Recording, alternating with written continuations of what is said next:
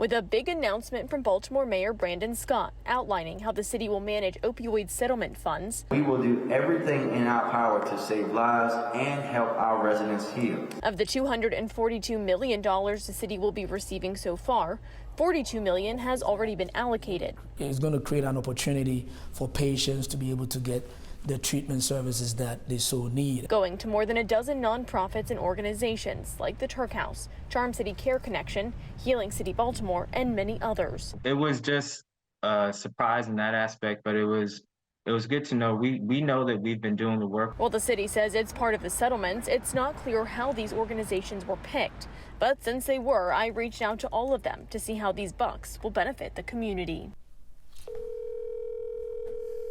I wanted to reach out to get some more information on how Helping Up Mission plans to use some of the opioid settlement funds that you guys will be receiving.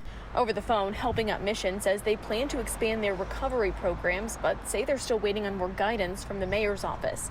Roberta's House says the money will strengthen their mission to provide grief support and therapeutic services to affected families, but couldn't provide any other specifics.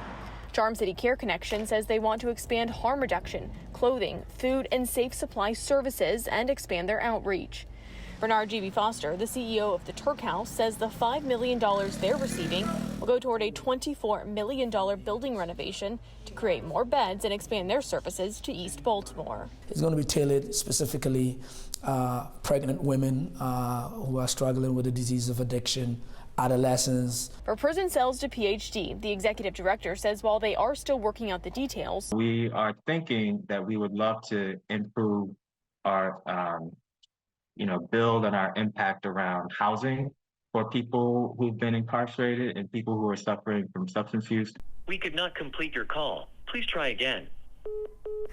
But some of the organizations couldn't be reached, and others didn't pick up my phone call or respond to my emails. Enoch Pratt Free Library says they don't have details on how the $5 million for the Peer Navigators program would be spent. They partner with the Maryland Peer Advisory Council, so I asked them too, but they referred me to the city. Turnaround Tuesday said it was fresh information and they wanted to defer to another time.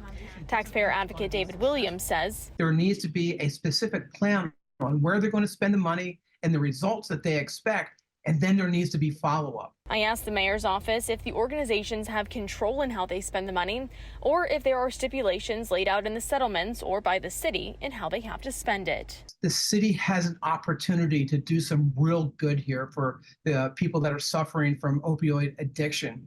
Money that is wasted means that these are people that are not being helped. And some of the organizations tell me they're still not sure what the stipulations with this money are. And I did ask the mayor's office, like I mentioned, but still haven't heard back from him on that question or some of the others that I asked him about how these funds will be monitored or how they selected these specific organizations to get this money.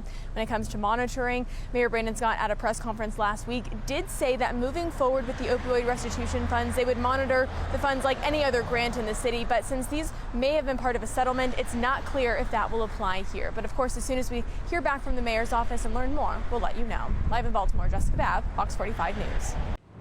I'm Mary Bubala. Thank you for watching. Here's another video for you to watch. Also take some time to subscribe to our YouTube channel.